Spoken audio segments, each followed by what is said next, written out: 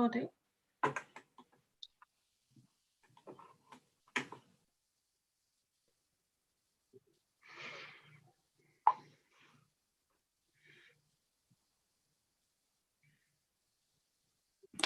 Yeah, and it's now live. Shall I start? Excellent. Welcome to this virtual Cabinet panel on the environment meeting that is being conducted with members and officers at various locations, communicating via audio, video, and online. There is also the opportunity for the public and press to listen to and view proceedings. We also have contributors from various organisations with us here to provide feedback. Before the meeting starts, I would like to invite the committee member and scrutiny officer to explain how proceedings will work and to take the roll call to confirm that members, officers and registered speakers are in attendance. William? Thank you very much. I'll start with our councillors. If you could respond when I call your surname. Councillor Allen. Here. Councillor Bryant. Here. Councillor Cowell. Councillor Davies. Here. Councillor Dingley. Sorry, we can't hear you, Councillor Dingley. Yeah, sorry. Thank you. Councillor Hoskins. Yep, here. Councillor Jarvis. Here. Councillor Morris. Yep. And Councillor Ruggiero Shaka. Present. Thank you very much. Our officers, Ruben Iovu. Present. Georgina Chapman. Present. Thank you very much. And Daryl Simmons is operating our YouTube stream. And members of the public in no particular order. Annie Sander. Yeah, hi. Roger Lovegrove. I have heard from you tonight, Mr. Yes. Lovegrove. I'm here. Thank you very much. Okay. And John Webb. Present. Thank you. Is there anybody present on the call that I haven't called on? Okay. Please note that the meeting is being streamed live onto YouTube and recorded via Zoom. Extracts from the previous remote/partly remote meetings protocol are included with the agenda for guidance. And the full version is available on the Council's website, which includes information regarding live streaming, noise interference, the rules of debate, voting, and Part 2 items. Are there any questions before we start the meeting? Thank you. I'll now hand over to the chair, Councillor Allen. Thank you, William. Starting then, so I don't believe we've had any apologies. So we'll move on from there. Minutes of the previous meeting. They are attached for noting. Are there any amendments to be made to the minutes, or should we take them as read? I see Val nodding vigorously.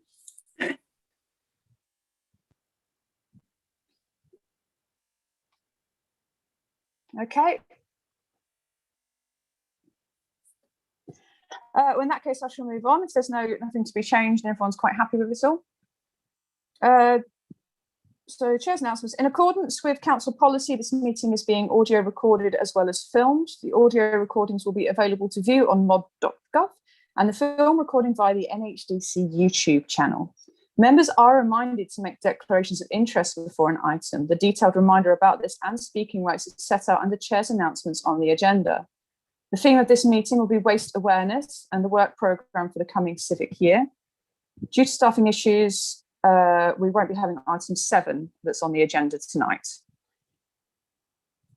We have no notifications of other business. And so now I'm going to ask Ruben to take over.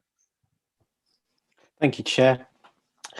As there are some new panel members and indeed a new chair, I thought it was appropriate to go through the information note to set out the role and the format of the panel, how we're going to roll out, what sort of topics we're going to talk about through the year, and then how we're going to capture those actions throughout the year and involve the public and yourselves in that conversation. So I'm just going to pick out some of the keynotes from the addendum information note, which is on ModGov. First of all, let's say we were going to have some waste-related initiatives conversations, but due to staffing issues and illness, I think we will have to concentrate on the future topics for the rest of the civic year. So for those members who've been on the panel previously, you'll know that we'll discuss topics that are environment related, and we will pick a theme for each of the 5 meetings that are going forward.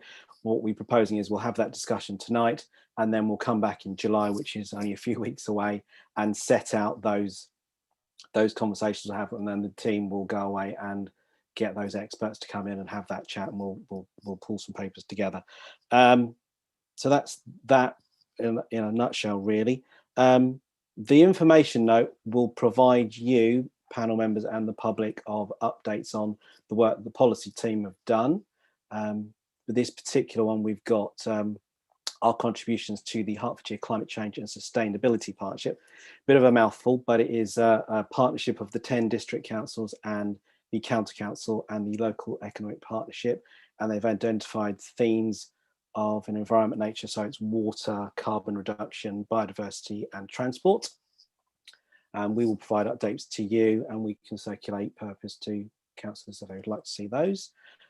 Internally, we have in February established a new initiative around monthly eco actions that's encouraging staff to adopt eco-friendly habits, and we themed each month a different topics. That might be food, it might be heating, it might be water.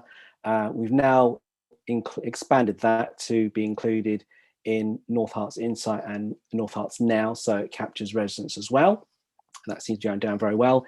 It's a mix of facts, polls, links to websites, resources, quizzes, and there's listed the monthly topics there. We have an environment inbox for suggestions for the panel's consideration, and I will say that any topics for conversation or to discuss will come from either yourselves, council, cabinet, members of the public. We actively encourage attendance and engagement from a wide variety of people, and as I say, we'll come to the July meeting with that list that we've compiled, and we will have an action tracker to make sure that we pick up any actions through the rest of the year. And that's all I really want to say. So thank you, Chair. I'm happy to take any questions. Does anyone have any questions for Ruben?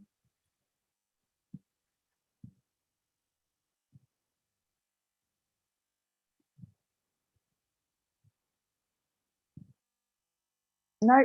Okay, sorry, I thought I had something pop up in the chat. I can't see anybody. William, is there anyone?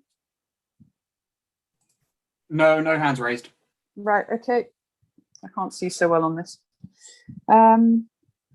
Okay, thank you, Ruben. So obviously we don't have our presentation by the Waste Awareness Officer because that's not happening tonight. Now we move on to public participation. Do you have any questions from the public?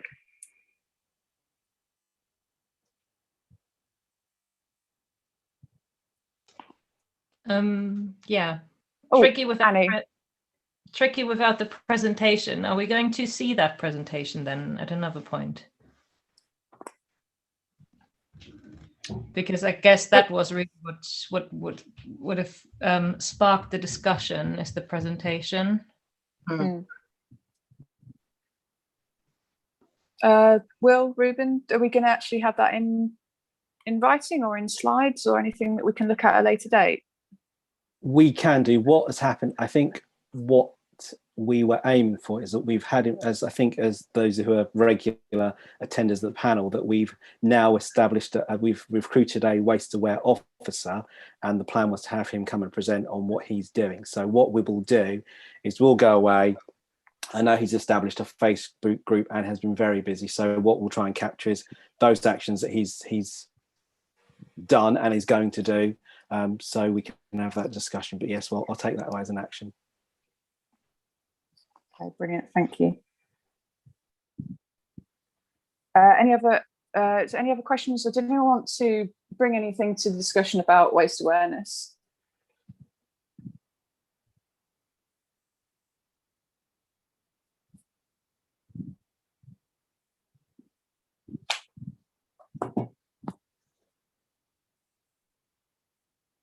No, does anybody have any questions then?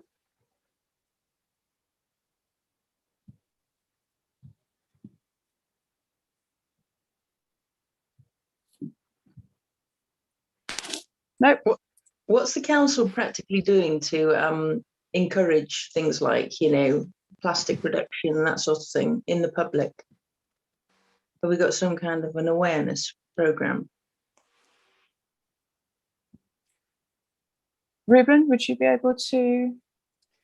I know that the comms team are very keen to get those messages out, and as I say, they do it on Facebook, their Facebook page, their Twitter page.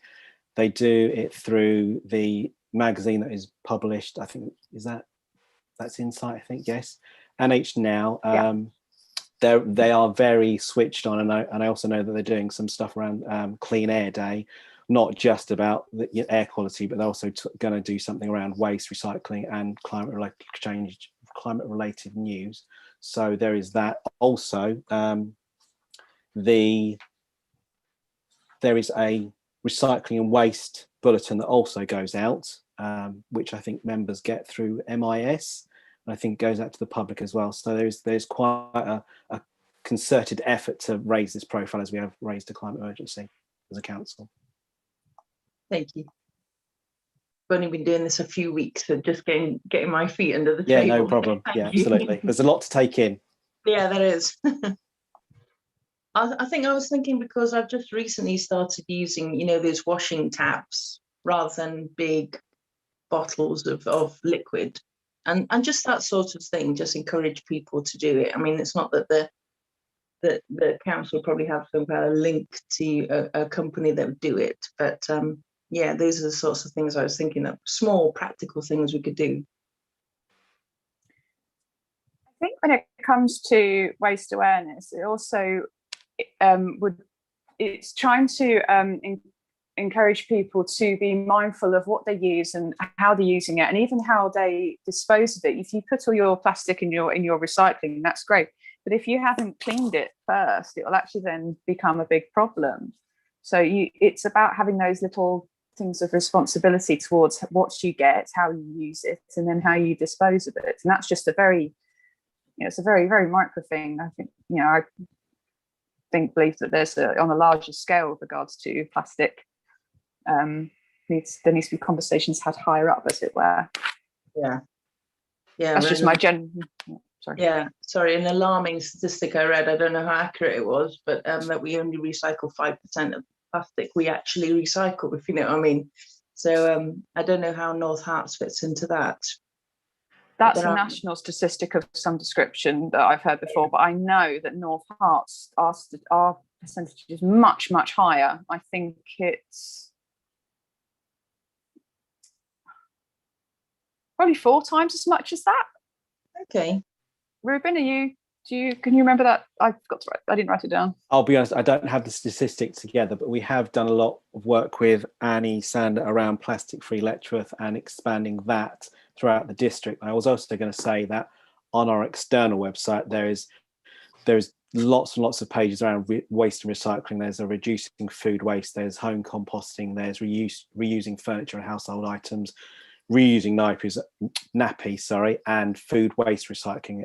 So I would recommend having a look at those pages, where you can circulate to members after this meeting. Thank you. Just to give you an awareness of what we're doing. On the composting front, what percentage of the public have taken up the brown bins? I don't have that data to hand. Don't have that. Okay. Maybe for next time. I think, by the way, our the plastic recycling was somewhere up there for North Harts. It was about 20. It was at least 20% from what I can remember, compared to the national 5%. Okay. As far as the actual number of people that's taken up that with regards to the brown bins, I don't immediately have that to hand. Yeah, you need a bit of prep time for that sort of thing. Yeah.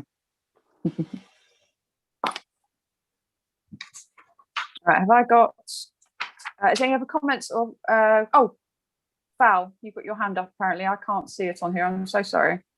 It's okay. There's like a bar across the top and I can only Ruben has said much of what I want to say.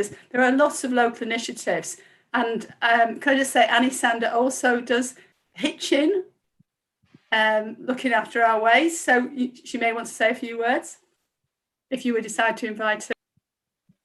I would love for that. That would be fantastic, if that's okay with everybody.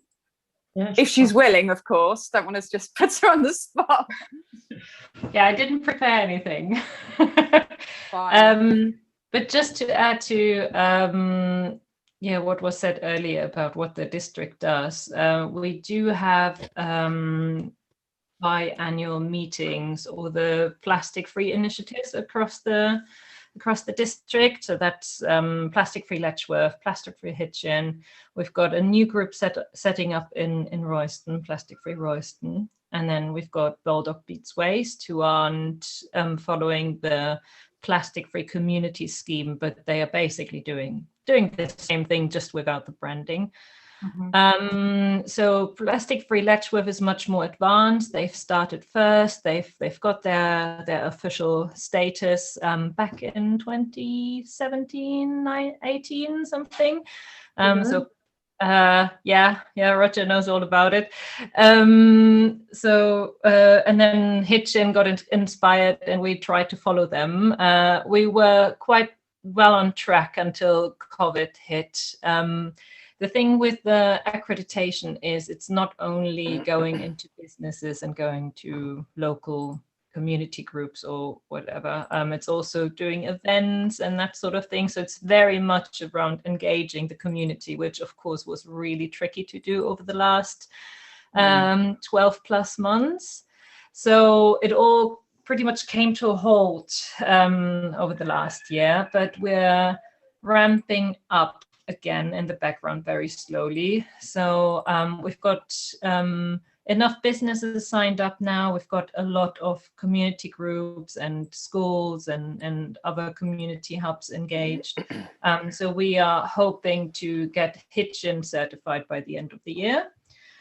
So how it works is that you get a certification from Surfers Against Sewage.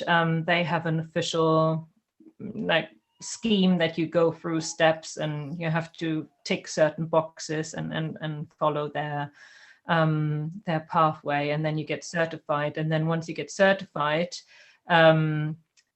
you try to do even more. So that's what Letchworth are doing at the moment. They are trying to push even more into more niche types of businesses, like hairdressers and that sort of thing, and get even more people involved.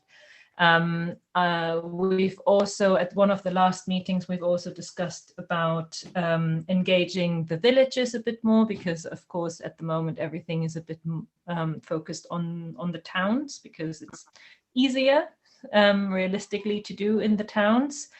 And so I've started talking to parish councils around Hitchin to maybe get some of the villages involved, to spread the word out into the villages a bit further. And then we're working with the officers, with the communication officers, what Ruben mentioned earlier around their communications, trying to help each other along. And also with the Hearts Aware partnership. That's brilliant. Thank you. I would imagine it's harder with regards to the villages, just from things like travel and such as well, with regards to getting rid of your individual waste and things like that. And also, in the villages it's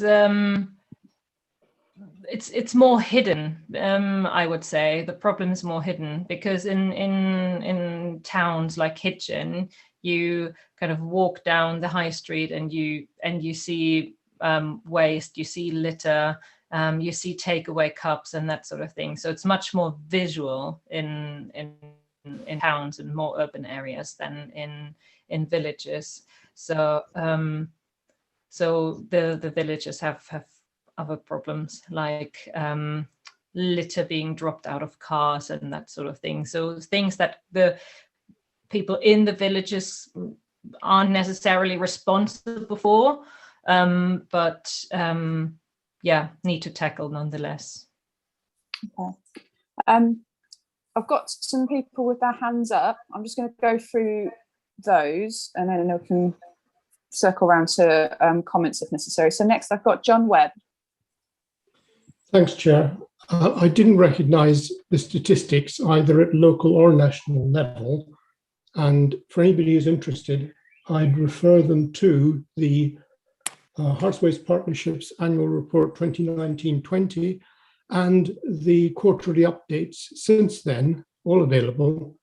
And the important thing I'd say is not recycling rates, but which is section 2.3 of the annual report.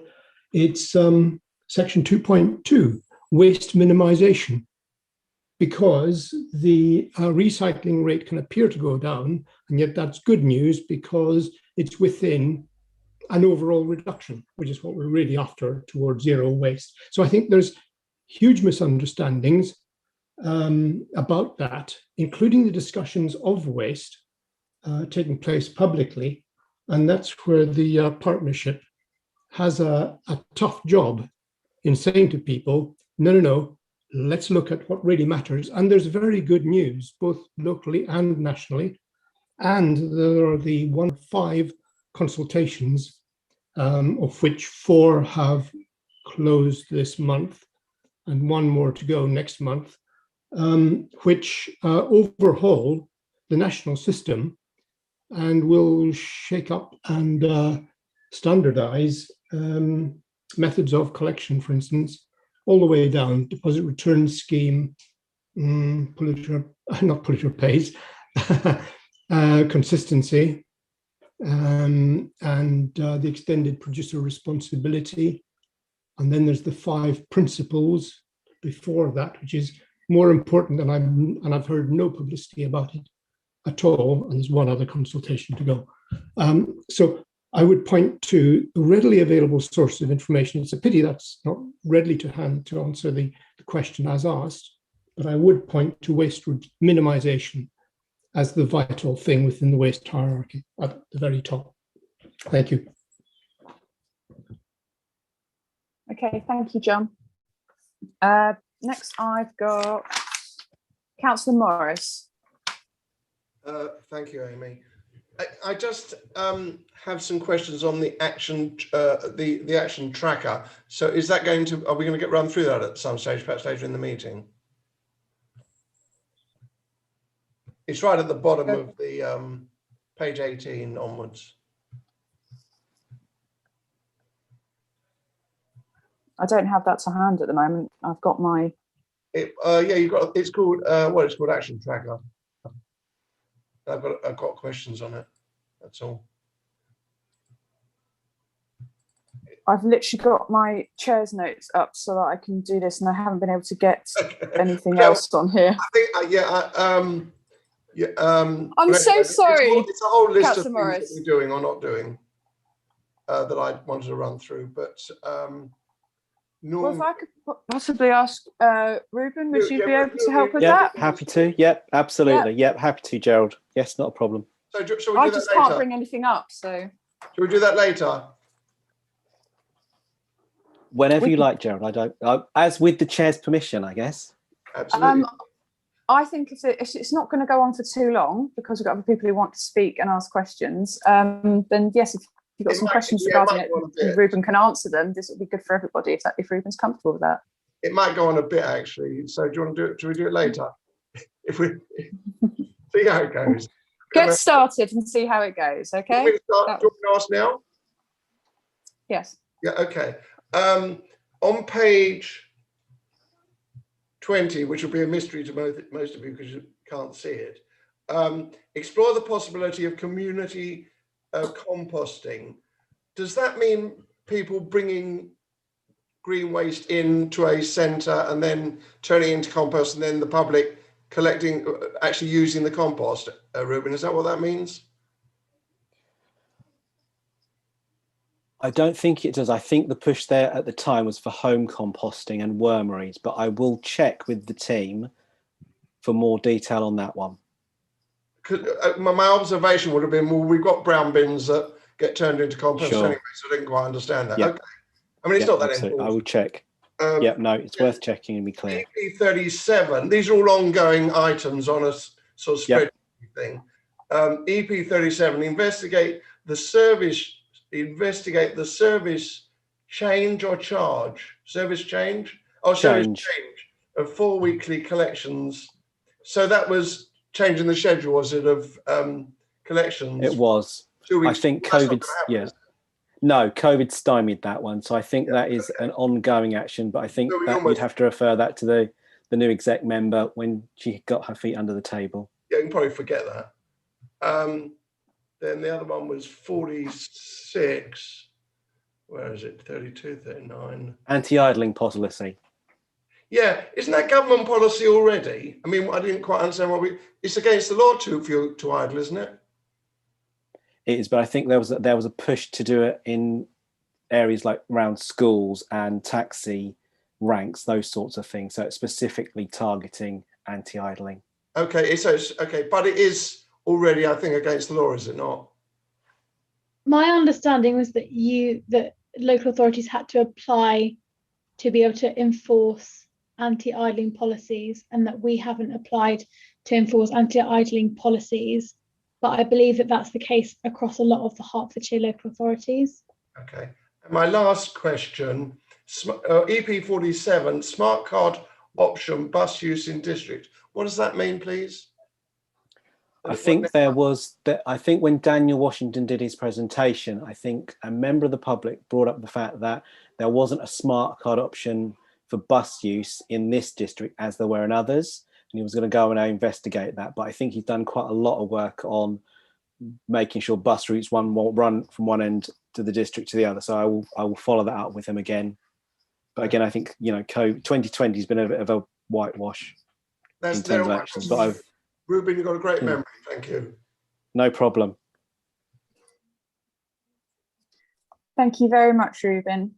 If that's everything, Councillor Morris, I shall move on to the next person asking a question, which is Councillor Davies.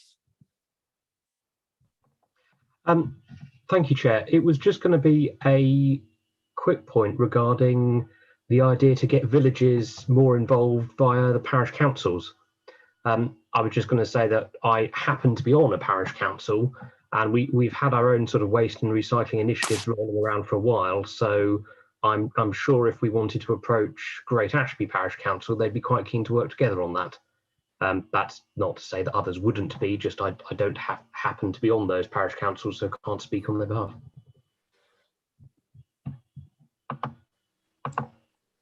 Thank you. Any comments back on that?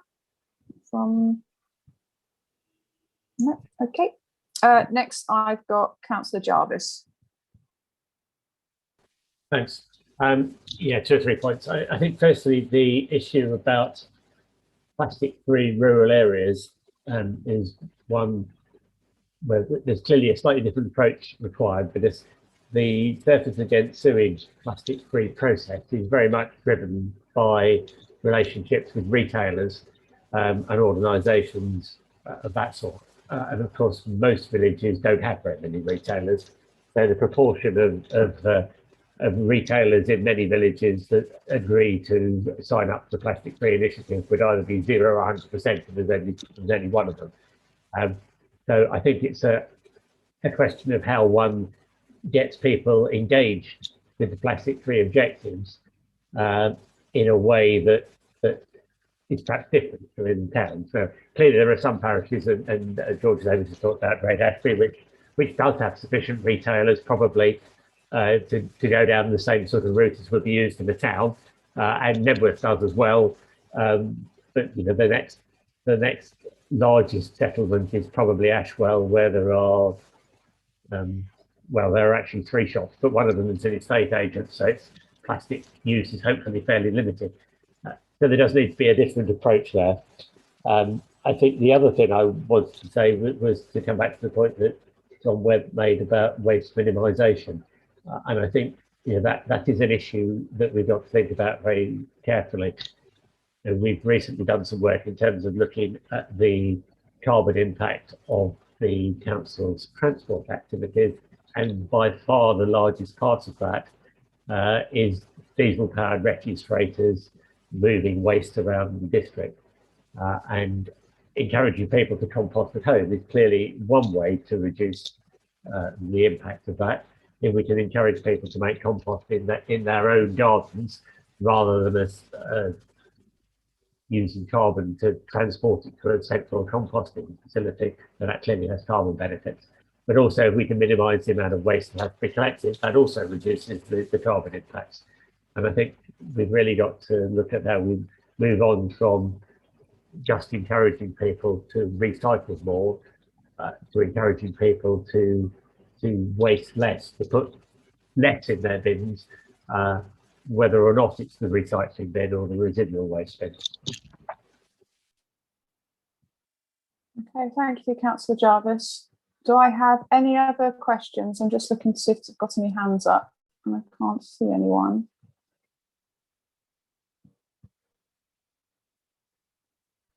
Okay. Right. Does anyone have any more comments, or shall we discuss any of the points, or are we done?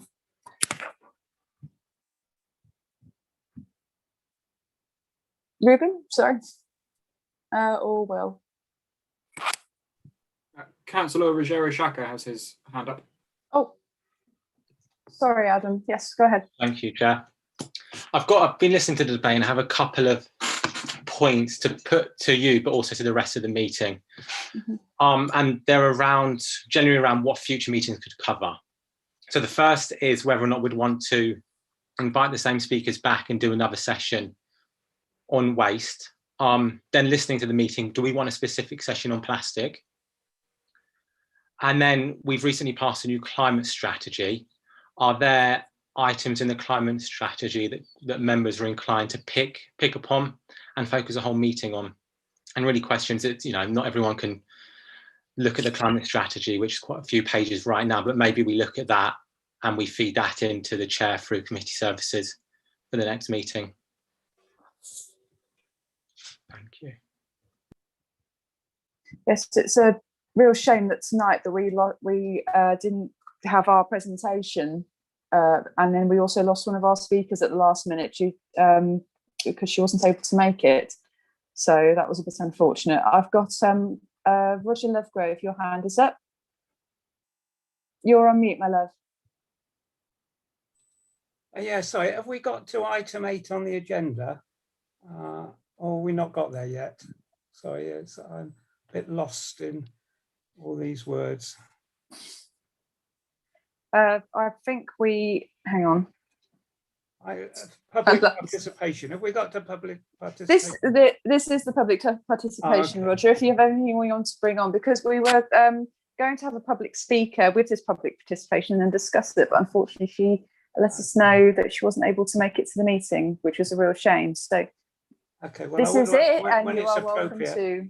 It's appropriate now. Would you like it now? Would you? Yes, go ahead. That would be marvellous. Right.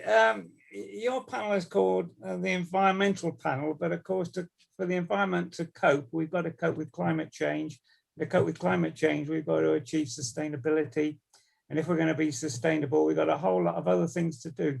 So I see your panel as being at a higher level than, say, the planning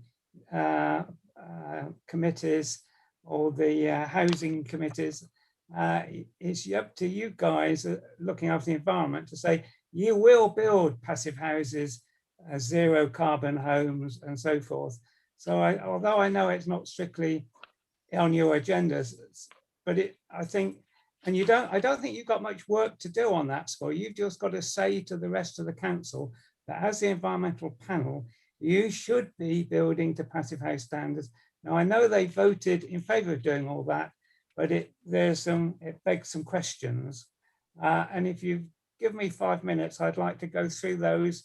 On the other hand, I've given you those questions in hard copy. So if you're happy, just take the hard copy, I can shut up. Well, do you have your, if you'd like to ask those questions and then we can try to answer them as a panel, or we can... I'm not sure that... Come back to that later. As a panel. I mean, we could try one. And incidentally, these are Julius and Anders questions, but I've added some more detailed Pacific type questions, like a review of, shall I do that? Yes. Yep, so everyone, I see people nodding. Everyone looks to be keen on that. Go ahead, Roger.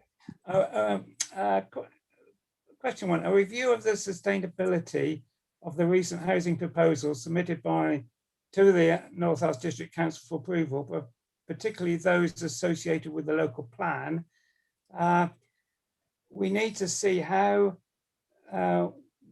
this committee can influence the supplementary planning documents to drive down the carbon content, and in particular, some questions on that score. How can we achieve these earlier? I mean, the council might be saying we'll do it from 2025, but from an environmental viewpoint, we ought to be doing it sooner. How can the developers be persuaded to follow suit on non-council land? If the council's happy to build to passive house standards, say by 2025, you also ought to be providing a lead and some guidance to the other contractors. And when you give planning permission, you should make it known that your committee expects these other developers to meet these higher standards. And to some extent, you ought to be guiding the planners, the house planners, on exactly what zero carbon numbers they should be working to. I mean, just what should be the insulation thicknesses or the efficiency of these homes. It's a big subject, and it's not something that you really want to get into in detail, but you should raise the expectation that you expect these housing people, the planners, to work to sustainable standards like passive house standards and zero carbon homes. That's one of the 5 points. Do you want more? It sounds like we'd be here all night having these discussions. However, I suppose we can address this first point in discussion, but I don't think there's anybody here from planning. Ruben, I see your hand up. If you want to come in. May I? You're right. Yes, I'm not a planner, but I would refer Roger to our latest version of the climate change strategy and the proposed actions, where there is a section under enabling carbon savings, which talks about establishing supplementary planning documents on sustainability to encourage the things you've just said, making use of resources more efficiently, reducing carbon emissions, incorporating carbon sequestration measures and adaptation to climate change, also around supporting more energy efficient buildings, to what is the level 4 code of sustainable homes, and reducing our carbon emissions and adapting and mitigating climate change and providing that planning guidance. So I think those things are in train to happen.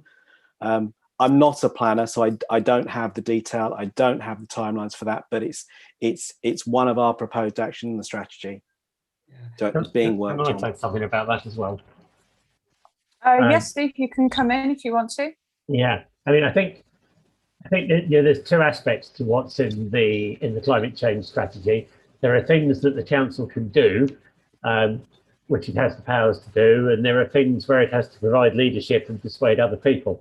And I think there's a commitment there that where the council is allowing developments on its own land, as a landowner, it has some additional powers that it should use. It can say, we will only sell you this land on the condition you develop to a certain standard.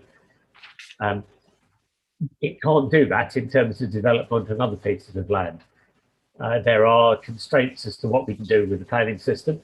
As Ruben had said, there's work going on supplementary planning guidance, and that enables us to go some way beyond where we can go at the moment. But the government places some constraints on what we can do in terms of requiring enhanced environmental performance. There have been several changes about the extent to which we can go beyond the statutory requirements in the building regulations. And the planning white paper talks about a need to be more sustainable, but that actually doesn't provide any indications as to any changes to the planning system again to enable that. Clearly, we do have a role, as Roger suggested, in terms of leading the community, and ultimately the thing that will persuade house builders to build zero carbon houses is if there is a demand for zero carbon houses, if they believe that they can sell them, if they believe that they can recoup some of the additional costs that may be incurred in building them. And that's about making the community demand those things and providing some leadership. So we probably can't do as much as you would like, Roger, or as much as I would like, but we can provide a lead. We can demonstrate that there will be some houses built to these standards. And I think there's some interesting questions further on in Julia, your letter about the impact of a move away from gas for heating. And that's something that's undoubtedly going to happen. It's going to become, at very least, very expensive to heat houses with gas, and that's going to drive people to look for alternatives. That isn't probably going to happen as fast as any of us would like, but those things are all going to club together to get to a situation where new houses that are built are more sustainable. It doesn't, of course, address the sustainability issues that arise from building houses in unsustainable locations. You can build a zero carbon house that is inaccessible other than by car, and it's never actually going to be lived in by people who have zero carbon lives. And that's something that's very difficult to undo once it's happened. So there are some real issues there, and the local plan doesn't achieve as much as I would like it to in that respect. I think one of the other things that you raised further on in your letter you haven't talked about is the whole question of retrofitting. You can build new zero carbon houses, but something like 80% of the houses in North Hertfordshire in 20 years' time are those that are already built.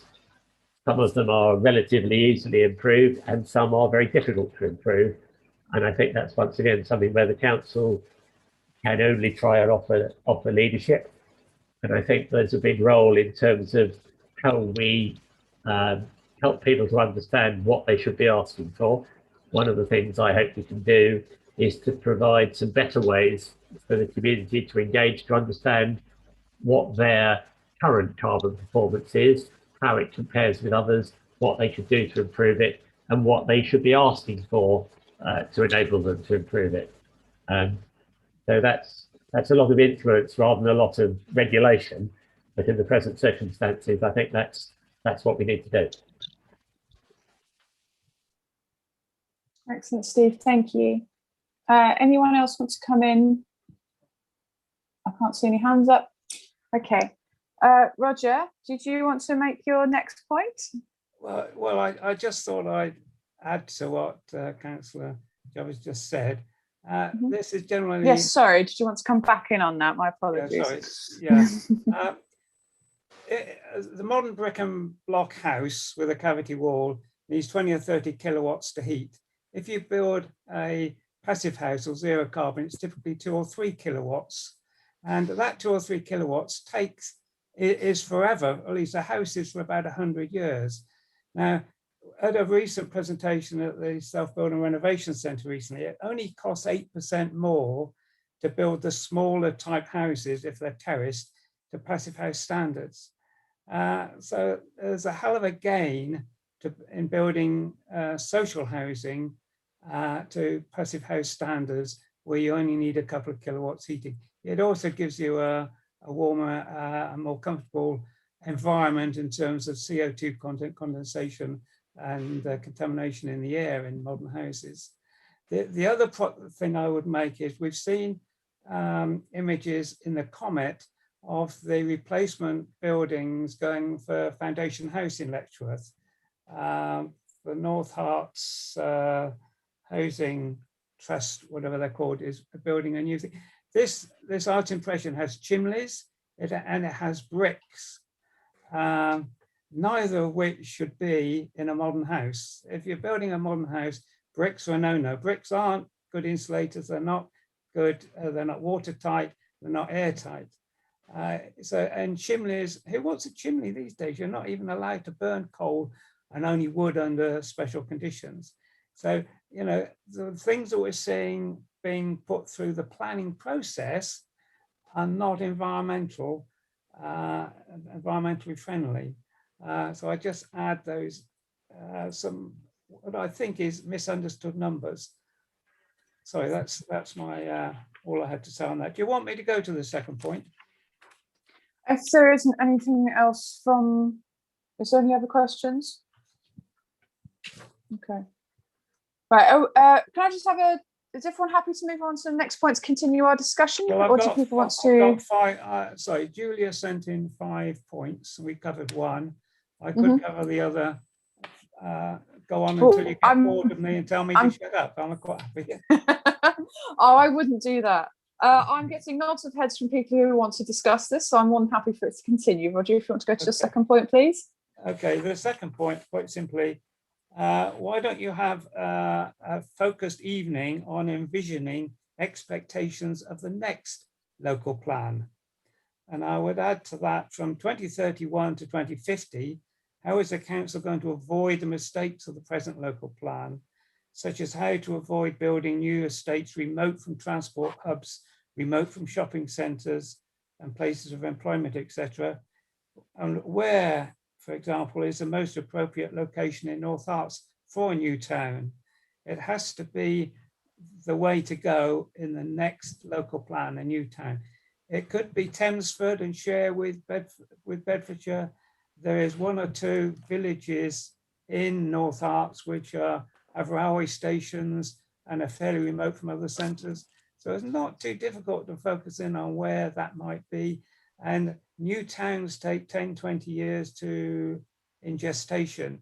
And so, you know, we should be tackling those problems more. Now, I do understand there's a committee, a county council meeting forum. We're discussing that, but all the names seem to have changed with the local changes in all the councillors, and I've lost track of what's happening with that council committee. So the question is, you know, shouldn't we be considering expectations of the next local plan? Okay, thank you, Roger. I'm just sorry, I had a couple of technical issues of my own there, very briefly. Annie Sanders has her hand up, so I'm going to move over to her. That was a legacy hand. I've got a follow-up question to the sustainability strategy, so I can ask that question later. Later, yeah. Okay, then that's fine. And I do believe next we also had Ruben. Are you wanting to come in there? And after that, we've got Councillor Morris. Yeah, I just wanted to say, and I don't know obviously what the next questions are, but there is a cabinet panel on housing, strategic planning and transport.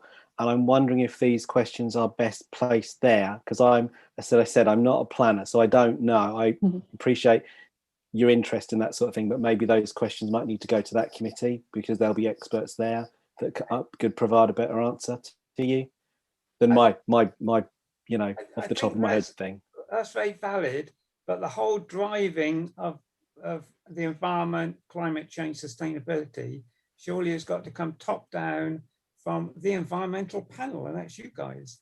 You should be saying we take this seriously. We want reports, we want to see progress in all this. We have worked very closely with those officers, and as I say, they've recently done these sustainability SPDs. We've worked very closely with them to align ourselves with them. So we're working very closely in tandem, but they have the technical knowledge to answer the very questions that you're asking. So rather than you come away frustrated, I'd rather you get an answer from an expert that satisfies the question being asked. Okay, thank you. Okay, Councillor Morris. Thank you, Amy. What Ruben says is right. I mean, we can chat about the local plan forever. I'm not a fan of the local plan. I could go on all day long about what's wrong with the local plan. What Roger says, in my view, is right. We should have had a new town. We shouldn't be building on, proposing to build on Greenbelt. The housing numbers are all over the place, etc., etc., etc. I won't bore you with it. I'm not sure this is the place to discuss it because I don't think we will make any difference whatsoever, unfortunately, in this particular committee. That's it. Thank you, Amy. Thank you very much. Okay. My other points are finished. Is there any other shorter ones? Sorry, Roger, I didn't quite hear you properly. Did you want to, if there's any other questions, did you want to move on to? We could jump C and go to D. I think we've covered possibly C. Renewable energy generation. You guys ought to be pushing for more of this in Hertfordshire. Have for example, a Hertfordshire-wide solar scheme. St Albans, for example, have a solar street project where they try and get groups of people to do a group buy of solar panels and so forth. Be nice to see something like that in North Herts. Okay, Ruben, would you be able to come in on that? Sorry, I keep calling on you. That's fine. Again, I refer to the proposed actions of the climate change strategy. They have there talk about progression and exploration of on-site generation of electric from solar or wind. I referred earlier to the Hertfordshire Climate Change and Sustainability Partnership. The 10 districts are involved, so we are looking very keenly at what St Albans are doing and seeing what good practice we can take from them and then apply it around the districts with the county council support. So it's in, again, these things are in progress. Okay. Thank you, Ruben. Councillor Steve Jarvis, you have your hand up. I did, yes. I mean, I think there's certainly some interesting things been done elsewhere in terms of buying consortia for PV panels, essentially. And I'm keen to make some progress on that. I mean, I think the suggestion appeared to be that the panel might have a suggestion on renewable energy, and I think that would be a good thing to do. I think that there's a number of aspects to that. There are some that are being looked at, as Ruben has said, in terms of some cross-council cooperation on PV panels that residents can buy into. There's some work that the council needs to do in terms of PV panels for generating energy for its own buildings. And there's certainly some work starting on that, initially in Royston. There's then what we can do in terms of community energy schemes, where community groups work together to provide local energy generation. And I think those are three aspects of it. But I think the whole question of how we increase renewable energy generation and how we enable people and businesses in North Herts to do that is something that would be worthwhile having a panel session on. Okay, thank you, Steve. Does anyone have any comments or questions from that? The screen keeps jumping around. I can't see any hands up. Okay. Right. Mr. Lovegrove, would you like to come on to your last point?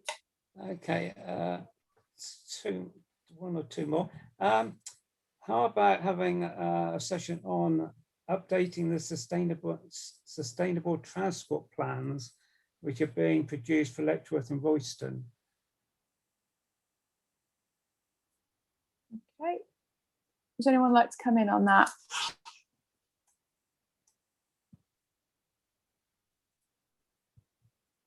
And if I could just build on that, there's also you can, yes, absolutely. That's fine. Carry on. So this is my last point. The cycle infrastructure. What has been delivered in the last 3 years? What proposals are being progressed in North Herts? How well do the schemes being progressed align with an aim of generating a significant shift of journeys to sustainable transport? Are the improvements targeting commuting and school journeys or occasional leisure journeys? There's a lot on this subject. We in Letchworth, and particularly Julie, has done a lot on the proposed cycle network for Letchworth, but nothing ever seems to get done in terms of building cycle lanes and so forth. So you could have an evening on that subject alone. Ruben, your hand is up. Would you like to come in? Yeah, I refer again to a presentation we had last year. Sorry for the dog. Daniel Washington is our transport officer. He's been in post for about a year, maybe two now, and he has spent a great deal of time cycling those cycle paths in North Hertfordshire. There is a transport forum, which I don't attend, so I don't know what they discuss, but I'm imagining he's talking about those sorts of things. He is now currently talking about putting together a local cycling and walking infrastructure plan. So, and I believe he's going to be consulting when he's got a draft of that. So again, I would refer you to him, and I will try and get an update from him, if not the papers from the Transport Forum, to you, to give you a far more detailed answer than I'm giving you now. Thank you, Ruben. I just want to, hang on, there we go. Next, we've got Councillor Jarvis.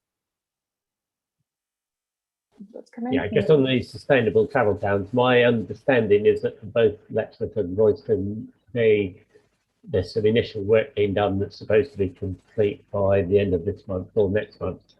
And I think then there is a need for there to be more public visibility of the sort of things that's being discussed. I'm aware of what's been discussed for Royston. I'm not aware of what's been discussed for Letchworth. But I think, you know, in line with what we talked about earlier, a large part of what we're doing here is trying to build public awareness and support for, in this case, for change travel arrangements. And I think we need to make sure that there's sufficient visibility. Now, whether or not this panel is the place to do that, or the one of the other panels, I'm not clear, but I think there clearly needs to be some more visibility about what's planned, and some more opportunity for people to feed in.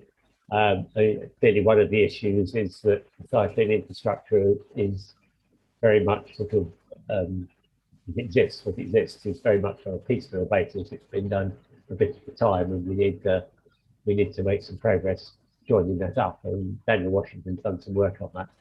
But there needs to be, I think, an opportunity to get some more visibility of that, which, as Ruben said, it may be appropriately done in another panel. Okay, thank you, Councillor Jarvis. Do we have any other questions or comments? No, not that I can see. Okay, thank you very much. Okay, so that on that note, then I think we are possibly done with the public. Excuse me, I'm so sorry. My iPad is doing something odd.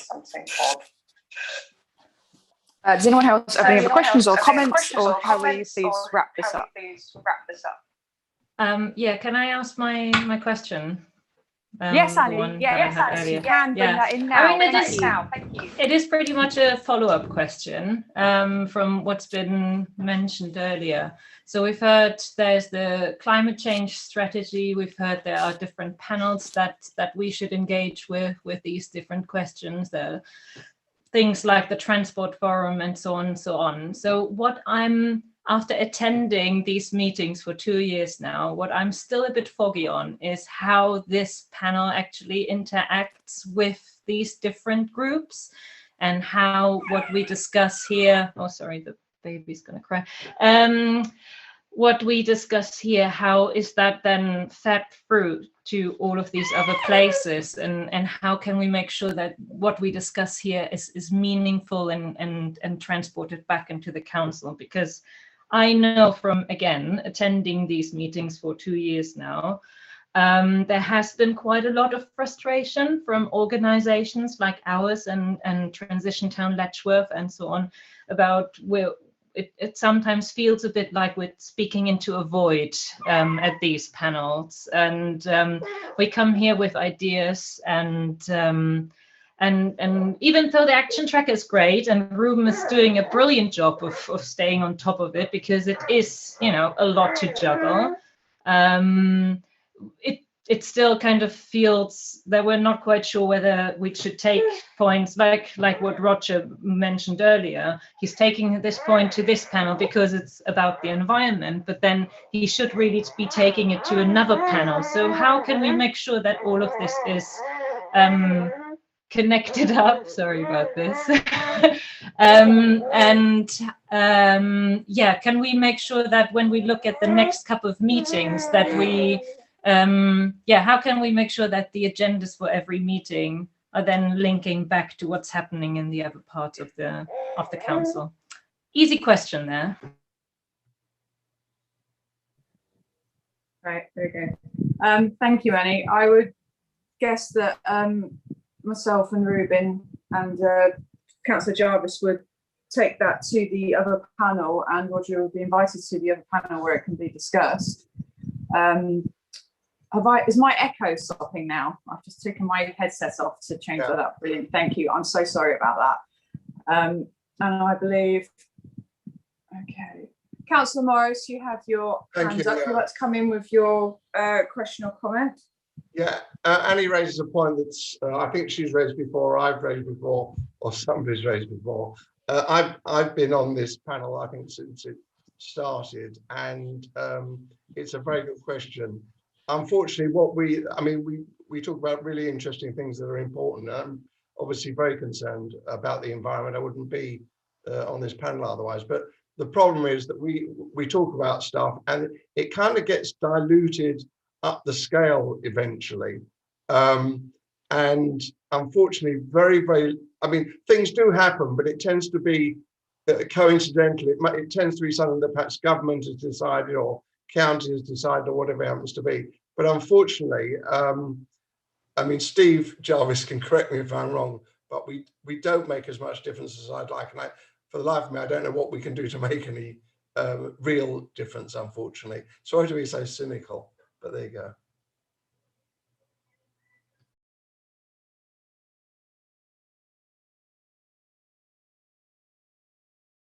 Can I tell Gerald what difference I think we've made? I agree with you that it's not as much as I would like to have made. And there's some complex issues that take time to make progress on. But I think what we have done is we've moved to a situation where we have a strategy for addressing the climate emergency that sets out what the council is going to do, both to reduce its own carbon emissions and to help people in the district reduce theirs by our policies, and also to encourage them to do the other things in the rest of their lives that will reduce their carbon emissions. Now we've started on that journey. We haven't got to the end yet. We've got a target to get to net zero by 2030. We don't have all the answers as to how we're going to do that, but we have identified most of the issues and started to take steps to deal with them. We've started to address the question of energy use in the buildings. We've started to address the question of where we source our energy from, switching to renewable suppliers for electricity and green gas. And I know green gas isn't really that green, but it's better than not green gas. For the existing buildings, looking at PV panels, looking at what we can do in terms of changing the vehicle fleet, looking at what we can do in terms of reducing the need for our staff and indeed councillors to travel. So those are all steps towards reducing the carbon emissions. We've taken some significant steps in terms of wilding and tree planting, which has benefits both from a point of view of carbon sequestration and from a point of biodiversity. We've identified some steps in terms of where we can influence vehicles like taxis to reduce their emissions, both from a carbon point of view and from an air quality point of view. And there are areas where we are starting a process in terms of the sustainability supplementary planning guidance, working with the county council in terms of EV charging, and a number of other areas where we've embarked upon a process that will deliver some significant results. They don't all appear immediately, I'm afraid, and I'm only too well aware that we need to find ways to deal with some of the problems we don't have solutions to yet. What I think the panel can say it's achieved is it's helped the council put together a strategy that sets out what it needs to achieve and the outline of how it needs to do it. What I hope we can do from here on is to look at some of the individual areas, like the question of renewable energy generation, and say, how can we be more specific about what we can do in those areas? How can we achieve more? And there are many other areas where we need to do that. And, I noticed John Webb's put his hand up, and that reminds me, talked about waste minimisation. That's something else where we've identified that there are things we need to do, and they're not things that are unique to this council, but there are things that we need to do in terms of changing people's behaviour And unfortunately, changing people's behaviour in ways that sticks is not something that happens overnight. We have to do it by changing what we do, by providing leadership and setting an example. And then we have to go on doing that and until people get the message and start to change the way in which they live their lives. So I think it would be wrong to say that the panel hasn't achieved anything. Started to achieve a lot, it's set in train a lot, which I think will provide a lot of benefit in the medium and long.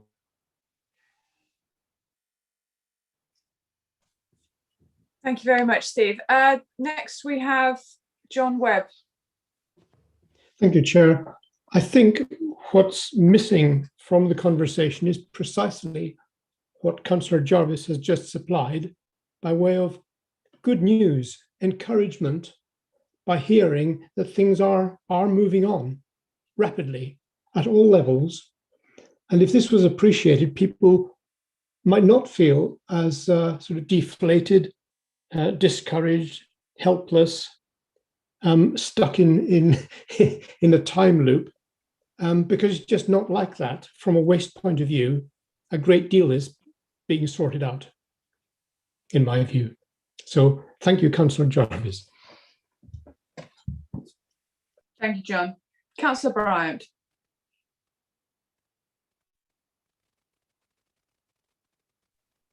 Thank you. I think our problem is that this is multifaceted. I've been trying to count on my fingers the number of different strands that have been mentioned in the last hour. And there are so many, and they're all big and they're all important. And I'm looking at the action tracker for this year. We've basically got 4 slots from what I can see. So we need to be looking at a maximum of 4 of these strands, whereby we can actually see development year on, and we can contribute. And possibly it is, may I suggest we need Ruben's guidance in what the 4 strands should be, which are the 4 big ones that are likely to be, we'll see progress on the next year, given we're still in a pandemic, etc. Fantastic, Val, thank you. Ruben, would you like to come in on that? I don't want to influence the conversation unduly, and I think that's why the panel's here. I have a list in my head, obviously. I think Councillor Ruggiero-Chaka's suggestions were very good. I know John and Annie and Roger will have some issues they'll want to talk about. But again, and taking in Councillor Morris's comment about making a difference, I think we need to choose those ones in the 4 that we have left to pick up, and as Val has rightly said. So I don't want to influence that conversation. I could come up with a list, absolutely, but I think it needs to come from the panel and the public to say, these are the things that really concern us. What can the council do to influence those things, or how can we work in partnership to achieve a difference? Thank you, Ruben. Any other comments or questions regarding that, or at all? Let's see. Oh, Roger, you've got your hand up. You're on mute, my love. Yes. So, sorry, out of all these, the most important one, which of all these activities will have the most impact on that 1.5 degrees increase in world temperature? And I think the answer to that is, I'm sorry to say, housing. And so I would put that at the top of your list, but that perhaps is a personal bias. That's my area of interest. Thank you. Thank you, Roger. Councillor Morris. Thank you. I think actually what is important, I mean, obviously housing is, and all the rest of it is very, very important. But I think we, as a group here, we've really got to perhaps concentrate on things where we can actually have maybe a little bit of influence, as Ruben alluded to, really. Yes, you know, we more renewables and all the rest of it. But as a group, we're not going to make really, we can go on about it all day long, and I don't think it's going to make any difference. But I do think we should perhaps identify just a few things where perhaps we can make a difference, and we can look back on that and say, yeah, we did actually make a difference there. We all know all the big things that ought to be done, but I think government's going to deal with that, not us. Thank you. Thank you, Councillor Morris. Yes, my personal opinion is that sometimes it's not just the micro things and what we're doing on the ground level. It's on a larger scale. It has the biggest effect. John Webb, you have your hand up. If you'd like to come in, please. Yes, I wanted to not disagree with Councillor Morris, but more express a concern at losing part of the big picture, which is that the council, like any council, is like a big person. It is representing the local community by democratic consent. And so it has a say with the county council, with national government's ministries even, and with local companies to an extent, and so on. It's a player. And if the council feels empowered and councillors do not feel helpless in any way or out of touch, they feel engaged with the art of the possible, whether things are within the council's remit and powers is almost secondary. When the council is asked to comment upon any proposal, they can have a view on behalf of local residents, and I think that's something not to overlook. Thank you, John. Ruben, your hand is up. Thank you.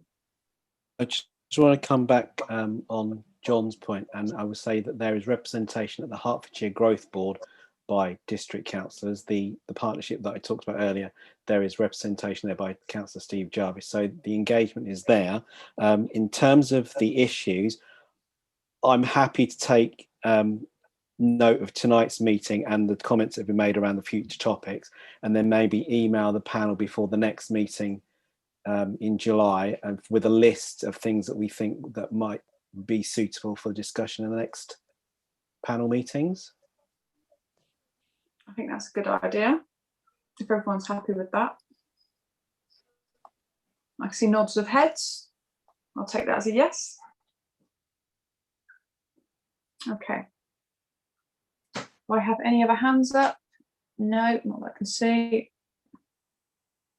Does anyone want to come in with any comments or any other questions? No. Okay, thank you very much. With that, then, I think that is the end of our discussion regarding everything we've done here at the meeting and the discussions that we've had here at the meeting. So I'd like to pass over to William to see about drawing this meeting to a close if there is nothing else to add. No, that's the end of our agenda. All there is to do is thank everybody for coming.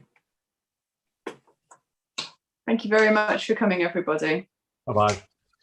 Thank you. Bye. Thank you. Thank you. Thank you, Amy. Bye. Thank you, Amy. Bye.